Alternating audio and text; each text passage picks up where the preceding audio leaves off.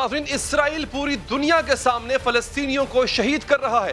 गजा की पट्टी पर आग और बारूद बरसा रहा है। इस अलमनाक सूरत हाल ने पूरी दुनिया को हिलाकर रख दिया है। गजा में 11वें रोज भी इसराइल की जारहियत जारी है।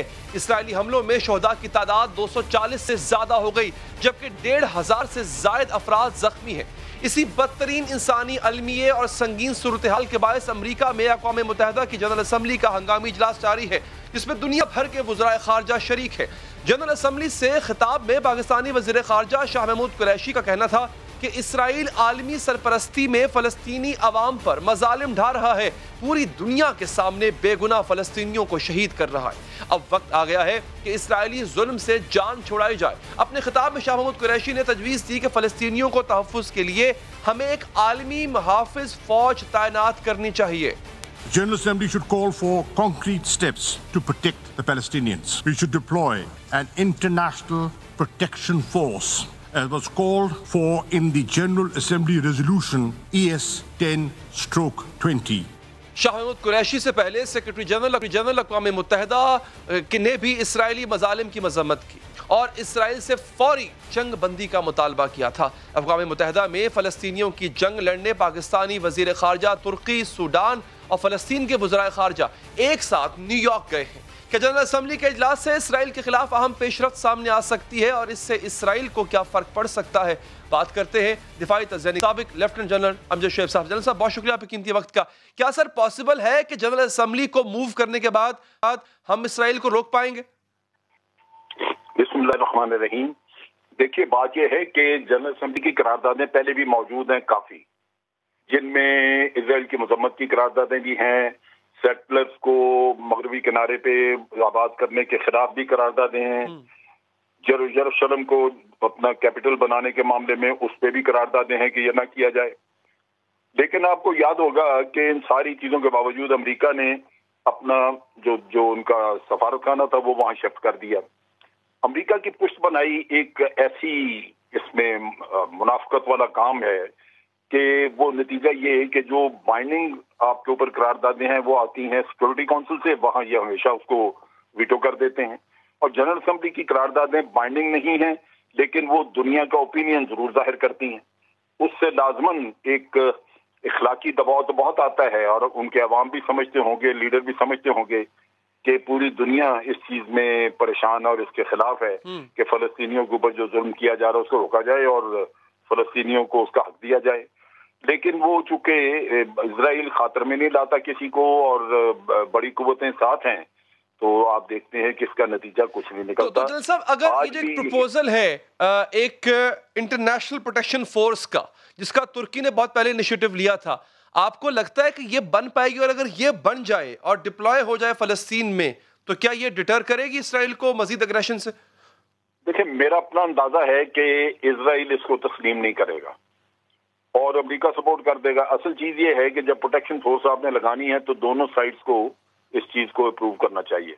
वैसे तो ये भी हो सकता है कि इसराइल की बजाय वो सिर्फ फलस्तीन के अंदर लगा दी जाए, वो फलस्तीन की साइड पे ही रहें यानी गाजा की साइड पे ही रहें, तो वो भी हो सकता है। लेकिन वो मसला वही है कि इसराइल चूंकि इसको ऑब्जेक्ट करेगा। तो अगर ऐसा हो जनरल साहब, तो क्या पाकिस्तान अपनी फौज भेजेगा या भेजनी चाहिए? नहीं, हम भेज नहीं सकते। मैं आपको बताता हूँ। देखिए, आप ध्यान में रखिए, यहाँ पे ये जो हमारा अफगानिस्तान पे जब हमला हुआ तो एक यूनाइटेड नेशन की करारदाद मौजूद थी और उसके बावजूद अमेरिका को पाकिस्तान से रिक्वेस्ट करनी पड़ी कि हमें आप रास्ता दें, जगह दें, बंदरगाह इस्तेमाल करने दें, एयरफील्ड इस्तेमाल करने दें। ठीक। खुद वो जो बॉम्बिंग करते थे वो अपने एयरक्राफ्ट कैरियर्स जो उन्होंने बहर अरब में रखे हुए थे वहां से करते थे। अब यहाँ पे ना शाम आपको जगह देने को तैयार है, ना आपको उर्दन देने को जगह तैयार है और ना ही मिस्र।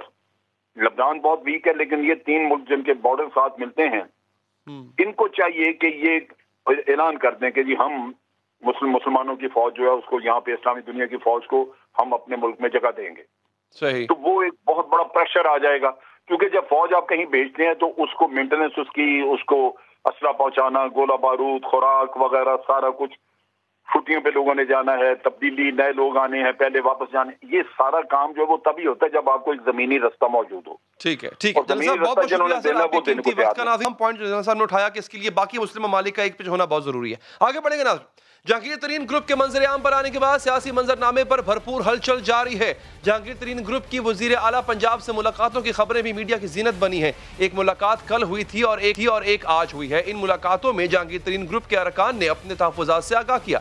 मुलाकात में अफ़ाम व तफ़हीम से चलने पर भी इत्तफ़ाक़ किया गया, लेकिन एक मुलाकात ऐसी भी हुई जो सबसे हट कर थी। वो मुलाकात क्यों हुई, कहाँ हुई, किसके कहने पर हुई, कौन है जो तहरीक इंसाफ की मदद को आन पहुंचा, कौन है जो जहांगीर तरीन को यकीन दहानियां करा रहा है कि और किस ईमा पर करा रहा है। क्या जहांगीर तरीन को NRO देने का फैसला कर लिया गया? तफसीलात के मुताबिक जहांगीर तरीन की 4 रोज कबल इस्लामाबाद में अहम शख्सियत से मुलाकात होती है। मुलाकात में जहांगीर तरीन को कहा गया कि आपसे ज्यादती नहीं होगी, जिसके जवाब में जहांगीर तरीन ने बजट में हिमायत की यकीन दहानी करा दी है। इस अहम मुलाकात की खबर समा के नुमाइंदा खुसूसी नईम अशरफ भट्ट ने दी थी। इन्हीं से हम इस हवाले से मजीद बात। नेशन बहुत शुक्रिया आपके कीमती वक्त का। अच्छा, ये एग्जैक्टली हुआ क्या? मतलब अचानक से पहले कहा जाता था NRO नहीं दूंगा, अब मुलाकातें भी हो रही हैं, अब NRO शायद देने की तैयारी भी हो रही है, और वो जो ग्रुप बना के बैठे थे वो भी पीछे बढ़ते नजर आ रहे हैं। जी बिल्कुल, बड़ा अच्छा सवाल किया आपने। बिल्कुल, जिन्होंने अभी तक 3 सालों में हमेशा खान साहब का साथ दिया, उन्हें बहुत सारे मसाइल जो अगर नेशनल नहीं तो इंटरनेशनल में भी जाकर उनका साथ दिया, उन्हीं को बीच में आना पड़ा। और ये बिल्कुल जहांगीर तरीन क्योंकि अब बहुत तेज़ जा रहे थे और अब क्योंकि बजट करीब था और लग ये रहा था उनके ग्रुप की जो बातें थी, ख़ास तौर पे कुछ MPs और 1-2 MNAs, उनसे लग रहा था कि ये तो कोई कहीं बजट में तंग ना करें। और बजट अहम तरीन आप कह लें कि वो सेशन होता है, अगर बजट पास ना हो तो हुकूमत नहीं रह सकती। तो इसलिए तकरीबन 4 रोज़ पहले जहांगीर तरीन जो है इस्लामाबाद में उन्होंने उस अहम सरकारी शख्सियत से खुफिया मुलाकात की और उन्हें अपने ज़ाहिर तहफ़्फ़ुज़ात तो बताए, लेकिन उन्हें कहा गया कि आप सुकून करें फ़िलहाल, और साथ ये भी कहा आपसे ज़्यादती नहीं होगी। प्राइम मिनिस्टर भी ये कह चुके हैं, लेकिन बजट में आप तंग ना करें और हिमायत करें। और वही जो हिमायत थी वो उसका वादा वहाँ करके तो आए, लेकिन यहाँ पर जब आए वो तो अब इस तरह की मुलाकात, अली भाई आपको पता है कि ये बताई, ये तो बड़े बड़े इवन शरीफ फैमिली हो, जरदारी साहब हो, वो नीचे नहीं पता होता, और ये तो बिल्कुल नहीं बता सकते थे MPs को कि ऐसा हुआ है। इसलिए MPs की टोन वही रही उस इशाइये में, वो जो कट था पेशी से 1 रोज़ पहले, और उससे तासुर ये आया कि ये तो वही काम अभी भी जारी है। लेकिन रात को फिर एक राब्ता हुआ जहांगीर तरीन साहब से और उन्हें कहा गया कि जो वादा है उसके मुताबिक चलें, और ये तो मुख्तलिफ बातें आ रही हैं आपके ग्रुप की जानिब से। तो फिर सुबह वो तमाम जो रात की बातें उनके ग्रुप के ही लोगों की थी, वो सुबह जहांगीर तरीन ने खुद उनकी तरदीद की और बरमला कहा कि कोई ब्लॉक फॉरवर्ड ब्लॉक नहीं है, ग्रुप पहले का है और हम PTI में थे, हैं और रहेंगे। और फिर आप देखें कि अब बजट का जब हमने ये खबर दी कि इसकी यकीन दहानी हुई है, उससे कुछ ही देर बाद, बल्कि 2 घंटे बाद हर जगह ये शुरू हो गया और ये खबर आनी शुरू होगी कि मामला तय हो गए। अब पंजाब में भी जो मामला थे वो भी हो गए। अब मैं पंजाब का भी आपको बता दूं कि पंजाब में लोकल मामलात हैं जो जिस पे MPs परेशान थे, उन्होंने ये मौका गनीमत जाना है और बिल्कुल उनका राइट भी है। और वो जो उनके लोकल अपना शहरों के हलकों के मसाइल हैं, वो इसी प्रेशर में कह लें कि जो एक ग्रुप बना है इसमें हल करवाना चाहते हैं, और वो उनके हो भी जाने हैं। उसमें शुरुआत हो चुकी है, मुलाकातें शुरू हो चुकी हैं। अब वज़ीर आला से भी मुलाकात उनके ग्रुप के 3 अहम जो हैं लोग उनके वो होने लगी है। तो इसलिए वो भी पंजाब के लेवल पर भी हल होता नज़र आ रहा है। लेकिन ये ज़रूर है कि मुलाकात अहम थी, उसी की वजह से सब कुछ हुआ है। और आप देख लें कि आगे तय हुए हैं, क्या ये सिर्फ बजट की हद तक हुए हैं या वैसे ही ग्रुप खत्म करने का ऐलान हो चुका है, या फिर जो अहम शख्सियत से हामी भरी है जहांगीर तरीन ने वो बजट की हद तक भरी है, या फिर ग्रुप खत्म करने की बात हुई है? बड़ा अच्छा सवाल किया आपने अली भाई, ये बिल्कुल अहम सवाल है। फ़िलहाल ये बजट तक ही मामला है और हुकूमत को कोई ज़्यादा बजट के बाद कोई ज़्यादा ज़रूरत भी नहीं रहेगी, परेशानी नहीं। लेकिन बहरहाल कुछ बिल्स भी होते हैं ज़रूरी जो पास करवाने होते हैं, फिर कोई ऐसा इसमें जहांगीर तरीन के खिलाफ कुछ तहकीकात की भी बड़ी अहम मालूमात आपके पास है, मैं चाहूँगा ज़रा वो भी हमारे देखने वालों के साथ शेयर कीजिए। जी बिल्कुल अहम सवाल है अली भाई के जो रिपोर्ट अली ज़फ़र ने वज़ीर आज़म को पेश की है, इसमें सबसे अहम बात यह है कि रिपोर्ट चंद रोज़ पहले बनी गाला में मुलाकात के दौरान, मैं ये इजाफ़ा कर लूँ, ये पहले नहीं था, मैं मकाम नहीं बता रहा था, बनी गाला में ये अकेले में मुलाकात हुई, वहाँ पर वर्बली उन्होंने रिपोर्ट के सारी फाइंडिंग मदरजात जो हैं वो वज़ीर आज़म को पेश कर दिए हैं। और ये मैं अली भाई बता दूं कि तहरीरी इसमें कोई फ़ैसला नहीं होता, क्योंकि तहरीरी वो फिर लीगल मैटर्स हो जाते हैं और अली ज़फ़र बड़े सीनियर वकील हैं, वो ये बातें जानते हैं। और FIA की टीम से जब उन्होंने इंक्वायर किया तो 3 घंटे की इंक्वायरी के बाद वो ये उठकर उन्होंने ये बात की एंड पे कि आप काम जारी रखें, मेरा कोई लीगल उस तरह का नहीं है और मैंने वर्बल रिपोर्ट देनी है, रिटर्न मेरा कोई इरादा नहीं है। ये बात उनको भी उस वक्त कही। अच्छा, अब जो रिपोर्ट उन्होंने बताई प्राइम मिनिस्टर को, उसमें अहम बात ये है कि एक तो उन्होंने कहा कि बिल्कुल शुगर स्कैंडल दुरुस्त है, नाजायज़ मुनाफा हो रही, प्रॉफिटिंग की गई है, सट्टेबाजी हुई है और जहांगीर तरीन भी इसका हिस्सा हैं। लेकिन सिर्फ जहांगीर तरीन को सिंगल आउट किया जा रहा है, ये ठीक नहीं। ये तासुर भी है और ये नज़र भी आ रहा है कि सिर्फ जहांगीर तरीन ही निशाना बने हैं। हालांकि जो कमीशन की रिपोर्ट है, शुगर कमीशन की, उसमें और भी बड़े नाम हैं, उनके खिलाफ उस तरह कार्रवाई नहीं हो रही। अगर करनी है तो फिर सबके खिलाफ कार्रवाई करें। अब इसका अगर लुबे लबाब देखें तो थोड़ा सा फ़ायदा भी है इसमें। जहांगीर तरीन का मौक़िफ़ भी खुद का यही है कि वो कह रहे हैं कि वो एहतसाब से नहीं भागते, इंक्वायरी को भी फेस कर रहे हैं, करेंगे, लेकिन वो सिर्फ उन्हीं को निशाना बनाया जा रहा है। ये बात अली ज़फ़र ने कह दी है। ये उनको सपोर्ट करते हैं। वाकई कुछ वुज़रा को और इत्तेहादियों को बचाया जा रहा है इसमें? भट्ट साहब,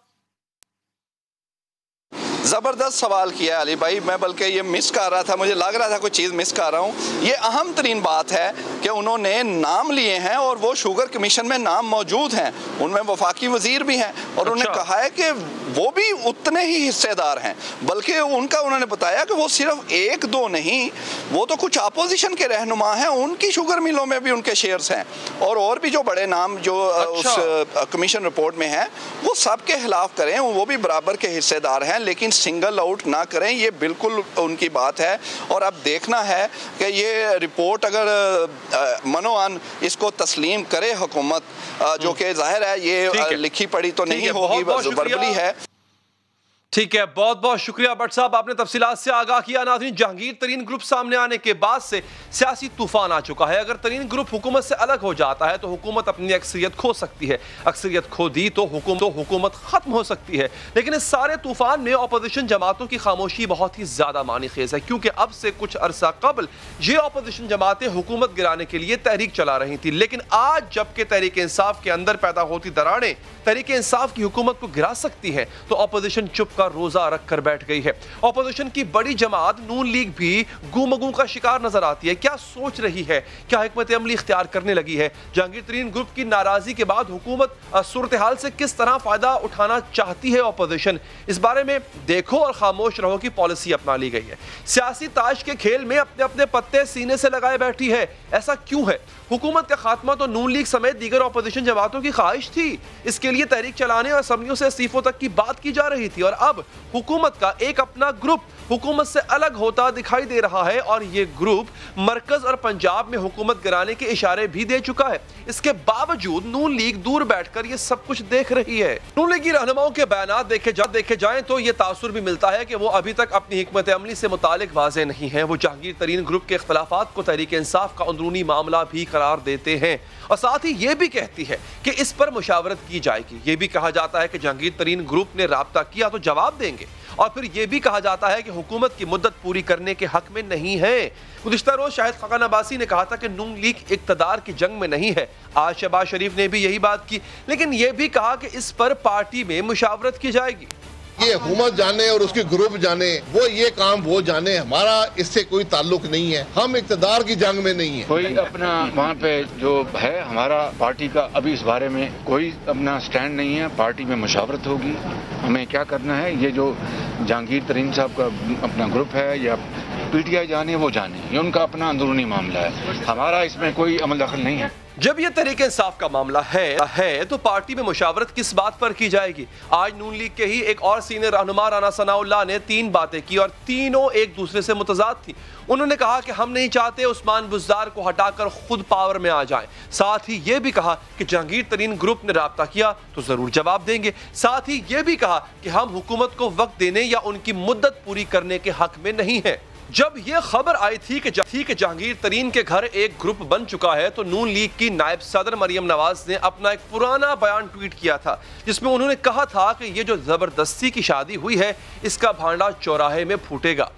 ये जो जबरदस्ती की शादी हुई है ना, ये इसका चौराहे में अगर भांडा ना फूटा तो मेरा नाम मरियम नवाज नहीं। ये खबरें भी आ रही हैं कि चौधरी निसार अली खान ने आखिरकार मेंबर पंजाब असम्बली की हैसियत से हल्फ उठाने का फैसला कर लिया और शेख रशीद ने इंदिया दिया है कि अगर नून लीग के मामलात शहबाज शरीफ के हाथ में रहे तो चौधरी निसार कोई किरदार अदा कर सकते हैं। चौधरी निसार साहब ने अभी तक एज एमपी हल्फ नहीं उठाया, तो आजकल स्पेकुलेशंस दोबारा मैदान में 2 किस्म की स्पेकुलेशन है। एक ये है कि वो इस सेशन में हल्फ उठाएंगे, एक ये है कि नहीं वो छोड़ जाएंगे और अपने बेटे को इलेक्शन लड़वाएंगे। तो फिर क्या होने जा रहा है? मरियम नवाज की सियासत में तो वो नहीं होगा। अगर शहबाज की कोई सियासत हो तो शायद वो सोचे, लेकिन मरियम नवाज की सियासत में वो नहीं होगा। इन तमाम बयानात से क्या मतलब निकाला जाए? नून लीग क्या सोच रही है, क्या करने लगी है? क्या नून लीग बाकी के 2 साल भी इंतजार करेगी या तब्दीली के साथ देगी? मौजूदा सियासी सूरत हाल में चौधरी निसार के हल्फ की कितनी अहमियत है? इन सब सवालों के जवाब लेंगे नून लीग के रहनुमा मलिक खान से। मलिक साहब, शुक्रिया आपके वक्त का। सर, ये तो वो सूरत हाल है जिसकी आप लोग ख्वाहिश किया करते थे। आप तो चाहते थे हुकूमत आज कल की बजाय आज जाए। अब वो वक्त आ गया है, मौका भी है, दस्तूर भी है, आप खामोश क्यों बैठे हैं? देखिए, ये जिसको आप किले के साथ जिसकी आप देख रहे हैं कि ये किला है, हमें तो ये किला किसी वक्त भी नहीं लगा।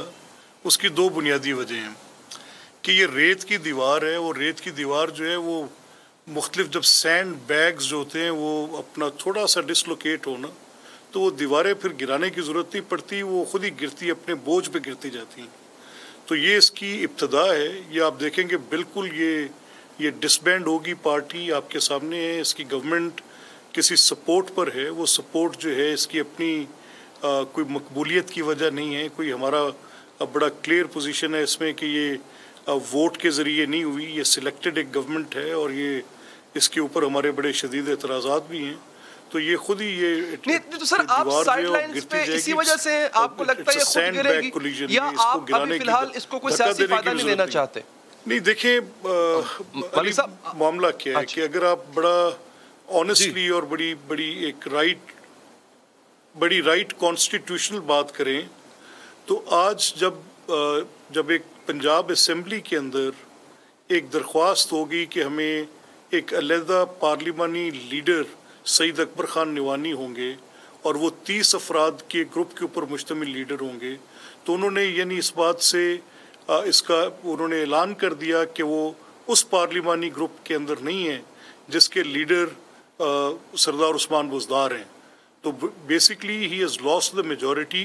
अब अगर उनका कोई भी राइट नहीं है to be the chief minister and the cabinet ceases to exist, और जब तक ये वोट ऑफ कॉन्फिडेंस के लिए नहीं जाते, अगर इस सारी एक्सरसाइज के बाद यानी जो स्पीकर को एक नए पार्लिमानी ग्रुप की दरख्वास्त देने के बाद और एक नया पार्लिमानी लीडर मुकर्रर करने के बाद तो फिर वो अपनी मेजॉरिटी लूज कर गए हैं, तो इसमें उनको अब सबसे पहले to function as a chief minister एक दफा फिर हाउस के पास जाके अपनी आपकी बात समझ नहीं आ रही कि आप करने क्या जा रहे हैं। चौधरी निसार साहब की अचानक एंट्री करवाई गई है, वो क्यों हो रही है एंट्री, जरा उसके बारे में बताइए। कोई मुलाकात भी होगी चौधरी निसार साहब की क़यादत से शहबाज शरीफ साहब से?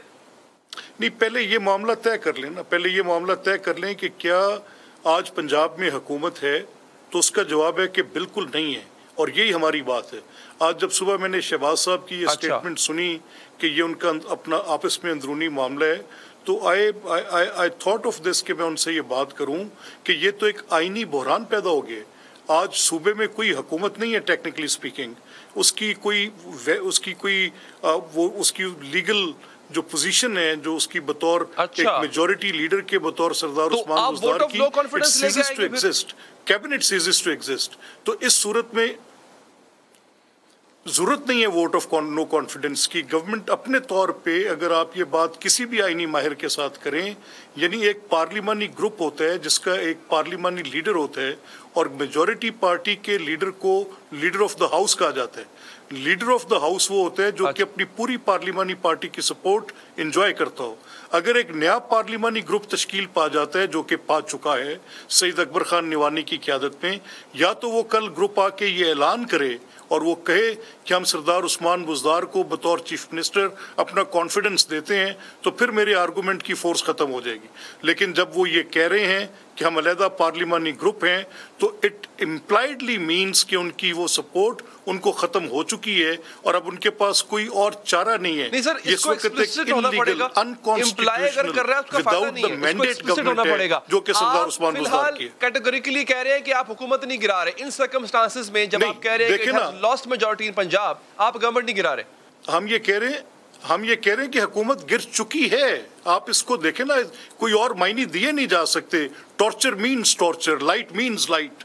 अब इसका कोई और इंटरप्रिटेशन या कोई और मतलब हो सकता है इन बड़े वाजे और सादा अल्फाज का? Once you have lost the majority, so it means कि आपकी मेजॉरिटी नहीं है, आपके पास अक्सरियत का एतमाद नहीं है। अगर आपके पास अक्सरियत का एतमाद है तो आपको डिमॉन्स्ट्रेट करना पड़ेगा। अगर आप नहीं करेंगे तो ये गैर आईनी, गैर कानूनी, विदाउट द मैंडेट गवर्नमेंट है, ये नहीं चल सकती।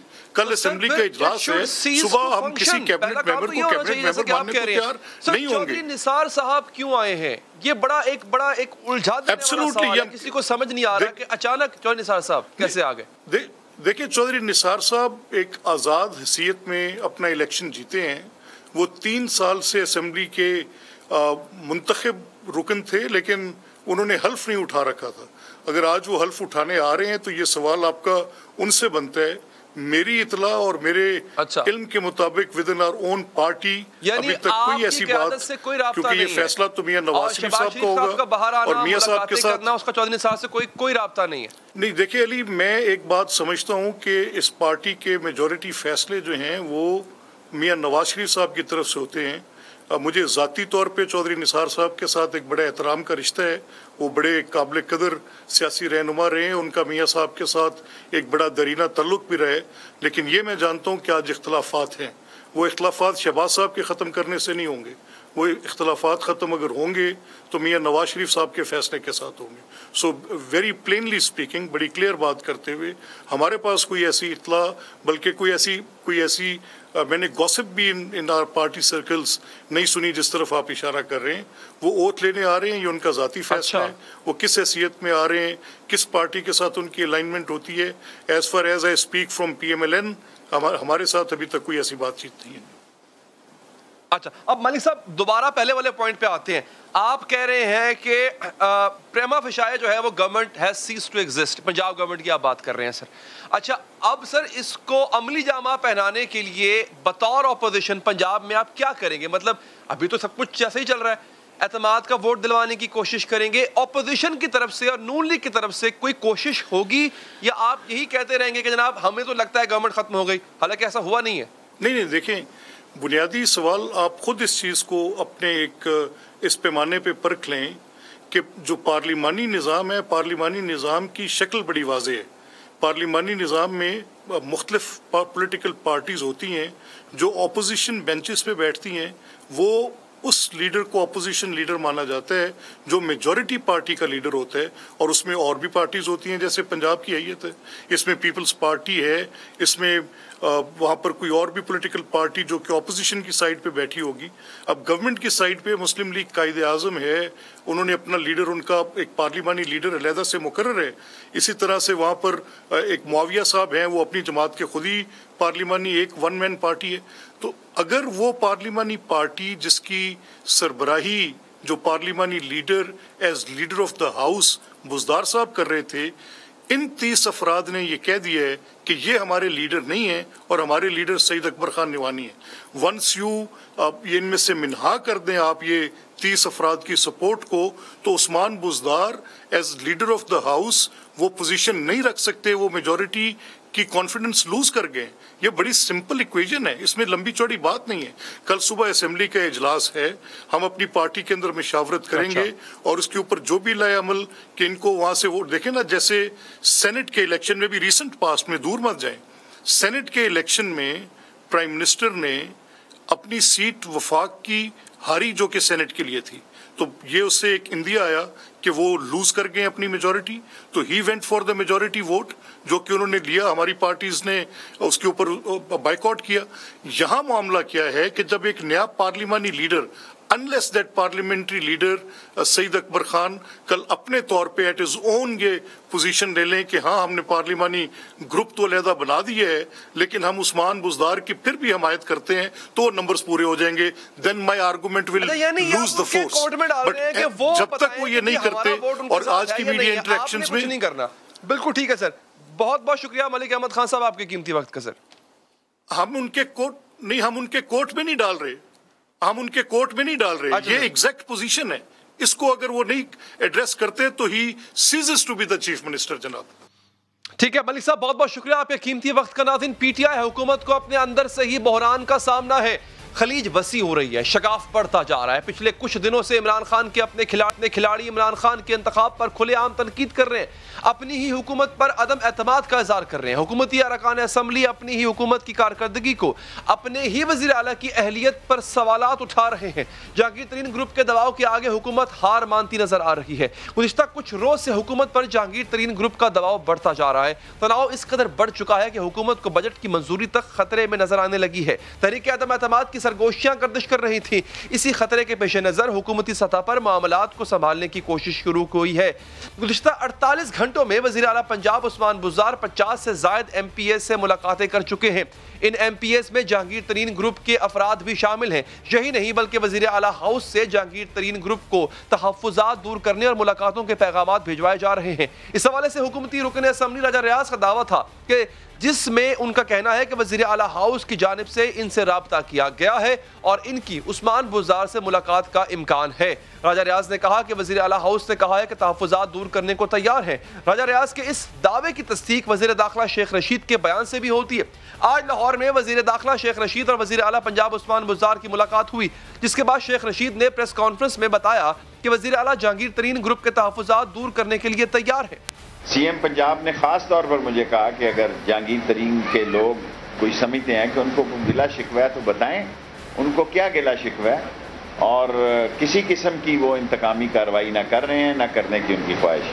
इस सारी जदोजहद के बाद वफाकी सूबाई सतह की खींचातानी के बाद हुकूमत आर्जी तौर पर यह खतरा टालने में कामयाब नजर आती है। लेकिन PTI के अंदर होने वाले इस सारे कशमकश ने PTI हुकूमत और खास तौर पर इमरान खान के लिए सूरत हाल खासी मुश्किल कर दी है, क्योंकि हुकूमती कारकर्दगी के हवाले से जब मीडिया सवाल करता था तो हुकूमत मीडिया को बुरा भला कहती थी। जब अपोजिशन तनकीद करती थी, पंजाब में बद इंतजामी और गवर्नेंस पर वजीर आजम को बुरी चॉइस के ताने देती थी, तब भी हुकूमत अपोजिशन के बयानात को सियासी पॉइंट स्कोरिंग का नाम दिया करती थी। लेकिन अब तो हुकूमत के अपने अरकान ही अपनी ही हुकूमत पर अदम एतमाद का इज़हार कर रहे हैं, अपनी ही हुकूमत की कारकर्दगी को अपने ही वज़ीर आला की अहलियत पर सवालात उठा रहे हैं। उस्मान बुज़दार को अवामी कामों में रुकावट करार दिया जा रहा है। नाज़रीन, क्या ये लोग झूठ बोल रहे हैं? क्या हुकूमत के अपने अरकान अपनी ही हुकूमत के खिलाफ पॉइंट स्कोरिंग कर रहे हैं? क्या अब भी वज़ीर आज़म पंजाब के वज़ीर आला को वसीम अकरम प्लस और शहबाज शरीफ से बेहतर कहने पर बज़िद रहेंगे, जैसा कि वो हमेशा कहते रहे हैं?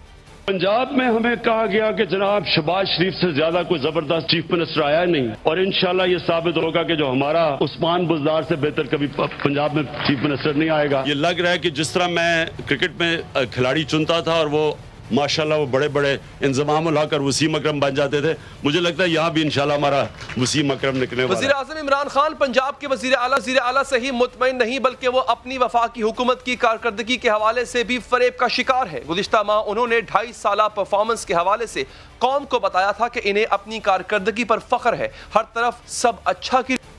मुझे फख्र है ये 2.5 साल की स्ट्रगल में किधर है पाकिस्तान। लोगों को कॉन्फिडेंस आ रहा है इकोनॉमी में, जो हमारा बैरूनी खसारा है वो 2.5 साल में पहली दफा 7-8 महीने में सरप्लस पे जा रहा है। इमरान खान हकीकत से नजरें चुराकर खुशामदी वजीरों और मुशीरों की बातों में आकर जो भी कह लें, लेकिन हकीकत वही है जो पीटीआई जहांगीर ग्रुप के अरकान मीडिया पर आकर तबातुल से कह चुके हैं। अगर हुकूमत को अपोजिशन और मीडिया की बातें कड़वी लगती हैं, कारकर्दगी पर तनकीद बुरी लगती है, तो इनकी बातों को ना सुने, लेकिन अपने अरकान के मौक़िफ़ को अहमियत देना होगी, क्योंकि अगर ये लोग भी झूठ बोल रहे हैं तो फिर इनका पार्टी में रहने का कोई जवाज ही नहीं पैदा होता। लेकिन यहां तो बजट के लिए इनसे वोट लिए जाएंगे। एक तरफ हुकूमत जहांगीर ग्रुप से मसालियत कर रही है, लेकिन साथ ही टकराव को भी हवा दी जा रही है। जहांगीर तरीन ग्रुप के खिलाफ वफाकी वज़रा की जानिब से इमरान खान के हक में ट्रेंड्स चलाए गए हैं, जबकि वफाकी वजीर फैसल बावड़ा के बयान से लग रहा था कि हुकूमत माहौल को मजीद कशीदा करना चाहती।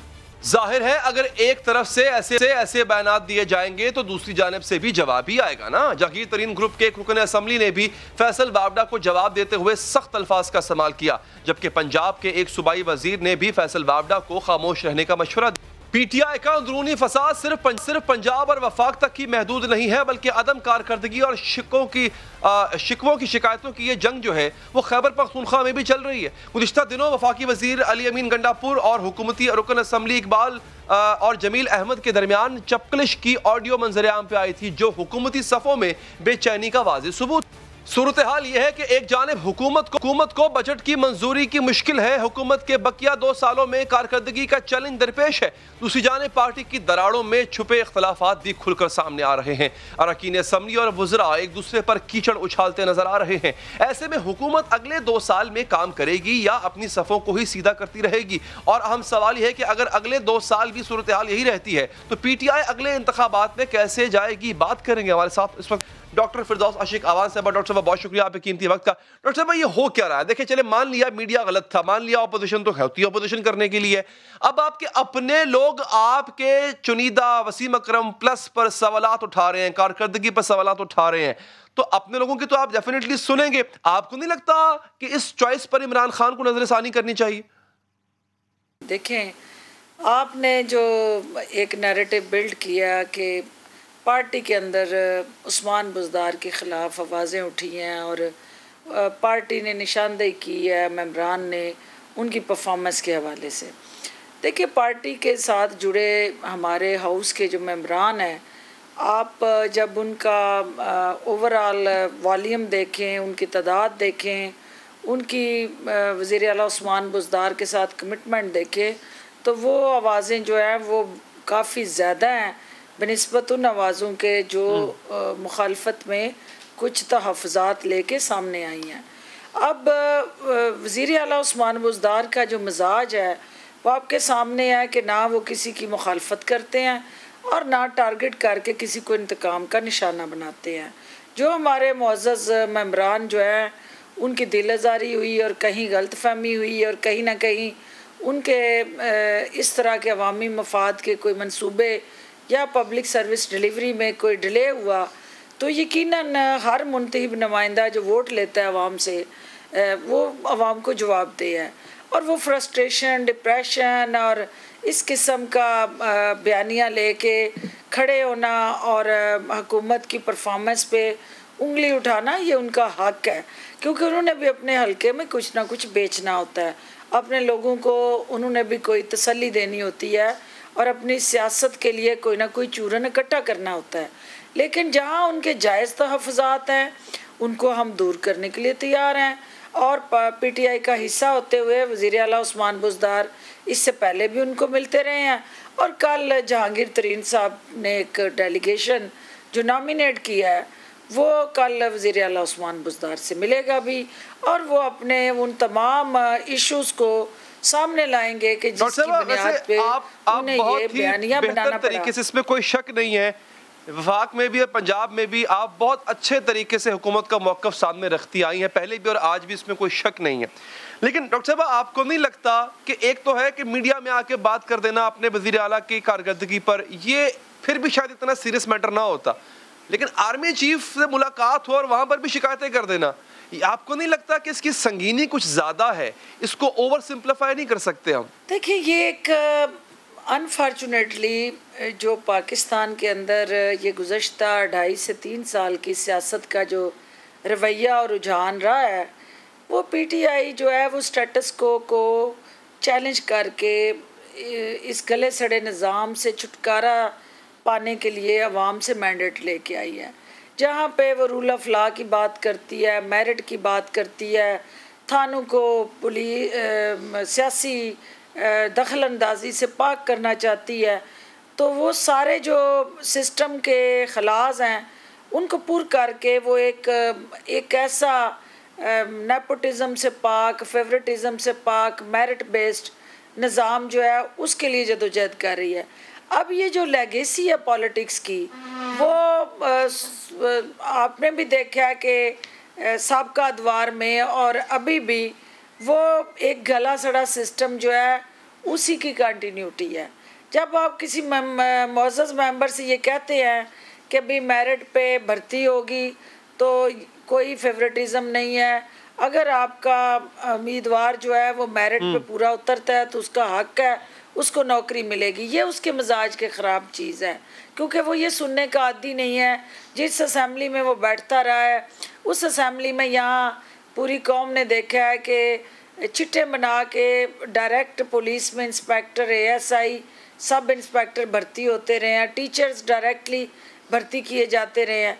तो उस निज़ाम में जो मिजाज बन गया हमारे वोटर का, वो मिजाज है कि हर चीज़ जो है जो वो मेंबर कहे, जो वज़ीर आला है वो उसको दस्तयाब करे, क्योंकि इससे पहले ऐसा होता रहा है। लेकिन वज़ीर आज़म इमरान ख़ान ने जिस सिस्टम को बदलने की बात की है उसके साथ माइंडसेट भी जुड़ा है।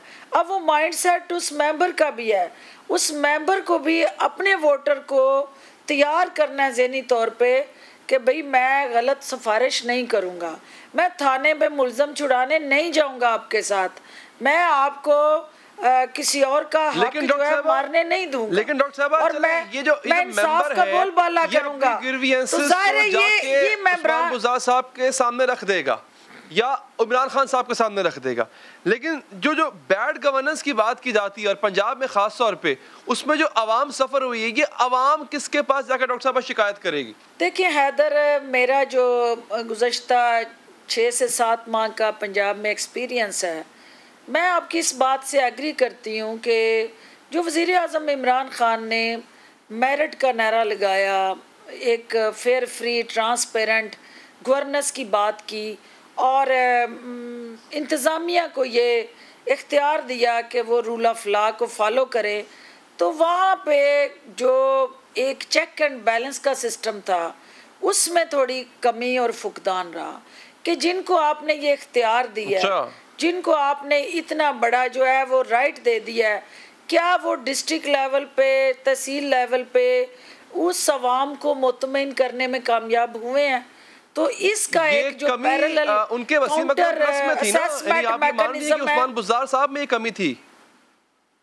नहीं, ये चीज़ देखनी है पार्टी की सतह पे। एक है आपकी इंतज़ामी रोल, एक है आपका पीछे पार्टी का रोल, और एक है ओवरऑल जो है मीडिया का रोल। देखिए पार्टी जो है वो स्ट्रक्चर बनाती है, पॉलिसी गवर्नमेंट जो है वो इंडोर्स करती है, और फिर जो एग्जेक्टिव्स हैं, ब्यूरोक्रेसी है, वो उसको इम्प्लीमेंट करती है और मीडिया उसको प्रोजेक्ट करता है। ये सारे एक दूसरे के साथ इंटरलिंक्ड है। जहाँ पे पॉलिसी बन जाती है और पॉलिसी बनने के बाद उसकी मॉनिटरिंग और इम्प्लीमेंटेशन है, उसको भी साथ साथ फॉलो अप करना है, और पार्टी ने साथ मिल के हुकूमत को एडवाइस करना है कि कहाँ हमारी policy with full spirit and commitment implement हो रही है और कहाँ गैप है, और उसमें दोनों ने उन गैप्स को एड्रेस करना है। तो कहीं ना कहीं हमारा वो डिस्कनेक्ट। ठीक है डॉक्टर साहब, बहुत बहुत शुक्रिया आपके कीमती वक्त का। नाज़रीन, इसके बाद एक ऐसा टॉपिक है मेरे पास, इंशाल्लाह वक्फे के बाद डिस्कस करूंगा कि रिंग रोड का स्कैंडल, उसको आप भूल जाएंगे। अरबों रुपए की करप्शन का स्कैंडल है और बिल्कुल छोटी सी चीज पर अरबों रुपए कमाए गए, किसने कैसे, ये आपको बताएंगे इस वक्फे के बाद।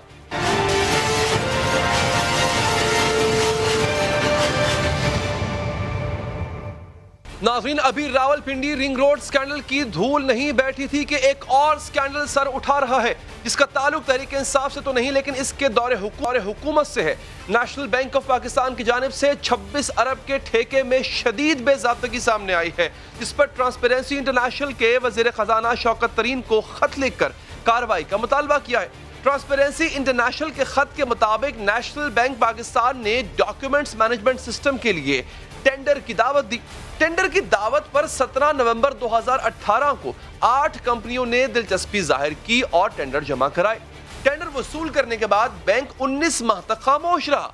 1 साल और 7 माह की ताखीर के बाद नेशनल बैंक ने 15 जून 2020 को एक तज्जियाती रिपोर्ट शाया की। हालांकि पेपरा रूल्स के मुताबिक इतनी तवील ताखीर नहीं की जा सकती। हैरानकुन तौर पर टेंडर जमा कराने वाली 8 कंपनीज में से 3 ने तो बोली ही जमा नहीं करवाई, जबकि 4 जो बोली दहिंदगान थे उनको ये कहकर नाअहल करार दे दिया गया कि उन्होंने मखसूस तकाजे पूरे नहीं किए। कौन से तकाजे पूरे नहीं किए ये नहीं बताया गया। और पीछे बच गया एक बोली दहिंदा, जो इसी बारे में कह दिया गया कि इसने सबसे कम बोली जमा कराई है और इसी को ठेका दे दिया गया। ट्रांसपेरेंसी इंटरनेशनल के मुताबिक ये ठेका टेंडर्स डिजाइन ही खुसूसी तौर पर एक कंपनी को देने के लिए किया गया था और एक ही बोली दहिंदा को ठेका देकर पेपरा रूल्स की खिलाफ वर्जी की गई, क्योंकि ना तो मवाजने के लिए किसी और कंपनी की फराहम करदा कीमत है, ना ही इस बात का तयन किया जा सकता है कि जिस कंपनी को ठेका दिया गया वो इजाफी पैसे तो नहीं मांग रही थी। इसी पर बात करते हैं। हमारे साथ मौजूद ट्रांसपेरेंसी इंटरनेशनल की वाइस चेयरमैन जस्टिस रिटायर्ड नासरा इकबाल साहब। जैसे बहुत शुक्रिया आपके कीमती वक्त का। ये कैसे अनअर्थ किया आपने कि इतनी बड़ी बेज़ाब्तगी हो रही है, 26 अरब रुपए की बेज़ाब्तगी है, और ये जो टेंडर एक कंपनी को दिया गया, इनसे काम क्या लेना था इसने बैंक ने? जी, वज़ीर आज़म साहब ने प्रेसिडेंट जो है नेशनल बैंक ऑफ पाकिस्तान को एक ख़त लिखवाया है, मुरासला भेजा है कि आप इसका जवाब हमें दें। हमने पहले सबसे तो president national bank of Pakistan को ही डायरेक्टली मुरासला भेजा था कि आप हमें बताएं कि आपने ये 26 बिलियन का अवार्ड कैसे सिंगल टेंडर को कर दिया, जिसमें हालांकि पेपरा रूल्स जो हैं, जो पब्लिक प्रोक्योरमेंट रेगुलेटरी रूल्स हैं, उनके मुताबिक ये हो ही नहीं सकता।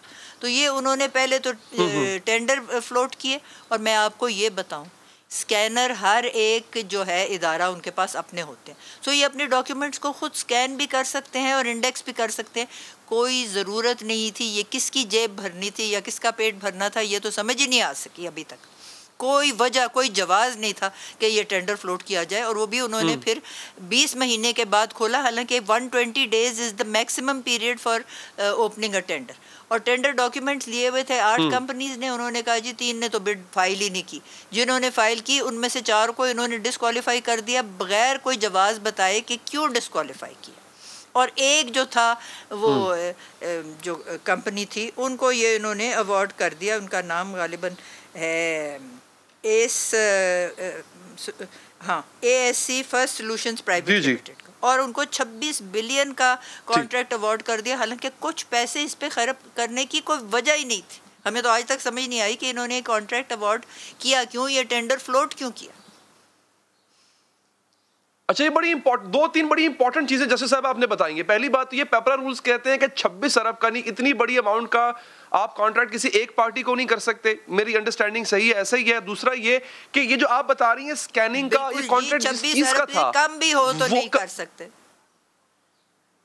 अच्छा, किसी एक पार्टी को नहीं जा सकता। और दूसरा, जिस चीज के लिए फ्लोट किया गया वही चीज, वही काम ये खुद भी कर सकते थे, यानी कि नेशनल बैंक खुद भी कर सकता था। बिल्कुल, उनके पास इंडेक्सिंग फैसिलिटी है, उनके पास स्कैनिंग फैसिलिटी है। इतना बड़ा बैंक है, इतने उनके मुलाजिमीन हैं, वो तनख्वाहें भी तो लेते हैं ना, तो ये काम बआसानी सहूलत से ये खुद कर सकते थे। इनको तो ज़रूरत ही नहीं थी टेंडर फ्लोट करने की। ठीक, तो जैसे साहब इसमें कौन कौन इन्वॉल्व है, मतलब किसकी अथॉरिटी, किसके सिग्नेचर पे ये टेंडर जो है वो अवार्ड कर दिया गया, ये कॉन्ट्रैक्ट अवार्ड किया गया? क्या एक बंदे के सिग्नेचर काफ़ी होते हैं जो कि सदर होता है नेशनल बैंक का, या फिर इसमें और भी लोग इन्वॉल्व होते हैं? यकीनन देखें ना, हमारे सामने तो कॉन्ट्रैक्ट डॉक्यूमेंट है ही नहीं, हमें ये डिस्क्लोज ही नहीं किया। हालांकि ये पेपरा की वेबसाइट पे ये होना चाहिए, और नेशनल अकाउंटेबिलिटी ऑर्डिनेंस के मुताबिक ये उन्हें इंफॉर्मेशन जो है ये नैब को भी देनी ज़रूरी है। हमारे सामने ये जो और 19A अच्छा। जो फ्रीडम ऑफ इंफॉर्मेशन एक्ट है राइट हमारे कॉन्स्टिट्यूशन में 19A जो आर्टिकल है उसके मुताबिक हम ये इंफॉर्मेशन उनसे मांग सकते हैं। हम मांगते हैं तो वो देते ही नहीं है, वो कहते हैं हम किसी प्राइवेट इदारे को देंगे ही नहीं। तभी तो लिखने की ज़रूरत पड़ी है जी हमें ख़त जो है हमारे मिनिस्टर फाइनेंस को। फिर उन्होंने जब प्राइम मिनिस्टर के नोटिस में लाया तो उन्होंने उनसे नेशनल बैंक ऑफ पाकिस्तान के प्रेसिडेंट से जवाब तलबी किए। अब जब जवाब आएगा तो हम उम्मीद करते हैं कि ये जवाब की नकल हमें भी दी जाएगी, क्योंकि ये तो फ्रीडम ऑफ इंफॉर्मेशन राइट जो है कॉन्स्टिट्यूशन में, ये हमारा राइट है ये लेना। हर एक को ये है इख्तियार के वो ले सके ये इंफॉर्मेशन। जस्टिस साहब यहाँ पे तो हमें कनाइवेंस नजर आ रही है, मतलब मिली भगत नजर आ रही है। अगर पेपरा की वेबसाइट पे नजर नहीं आ रहा, इसका मतलब है पेपरा को क्या नहीं पता कि इसको ये वेबसाइट पे लगाना है, तो यहाँ पे तो हम बड़े पैमाने पे कनाइवेंस देख रहे हैं। यकीनन देखिए हमारा भी तो यही है इसमें जो सवाल कि ये क्यों सारा कुछ हुआ। अव्वल तो ये टेंडर फ्लोट क्यों हुआ। टेंडर फ्लोट हुआ 19 महीनों के बाद इन्होंने खोला, हालांकि पेपरा रूल्स कहते हैं कि 120 दिन के अंदर अंदर ये टेंडर खोल देना लाजमी है। और जिन्होंने टेंडर डाला है उनको ये इन्फॉर्म करना है कि उनको डिस्क्वालीफाई क्यों किया। 4 टेंडर बिडर्स को तो इन्होंने डिस्क्वालीफाई कर दिया बगैर बताए कि डिस्क्वालीफाई क्यों किया।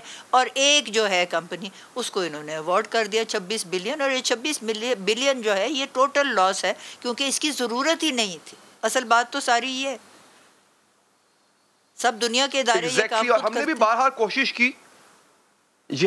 कोशिश की कि हमें भी नेशनल बैंक की तरफ से या उनके सदर की तरफ से इसका वर्जन अपनी तरफ से उनका मौक़िफ़ जो है वो आए, लेकिन अभी तक वो नहीं आया है, खामोशी है। अच्छा डॉक्टर साहब ये भी हमने देखा है कि कोरोना वायरस के बाद जो कुछ परचेसिंग हुई उस पर भी आपने ख़त लिखा है, उसमें भी आपने निशानदेही की है, जरा उस पर रोशनी डालेंगी। वहाँ पे आपको कहाँ पेपरा रूल्स की खिलाफवर्जी नजर आई? वहाँ देखे ना, वो तो वैक्सीन की खातिर था ना सारा, के जो वैक्सीन थी वो उन्होंने एक तो कह दिया कि जी ये हम इसको जो है मार्केट में ख़रीद के और करेंगे under the drug regulatory act जो है ड्रैप के तहत, और ड्रैप ने इसको अप्रूव किया। ठीक है डॉक्टर साहब, बहुत बहुत शुक्रिया आपके कीमती वक्त का। प्रोग्राम का वक्त यहाँ पर ख़त्म हुआ चाहता है, मुझे दीजिए इजाज़त। अल्लाह ने के बाद।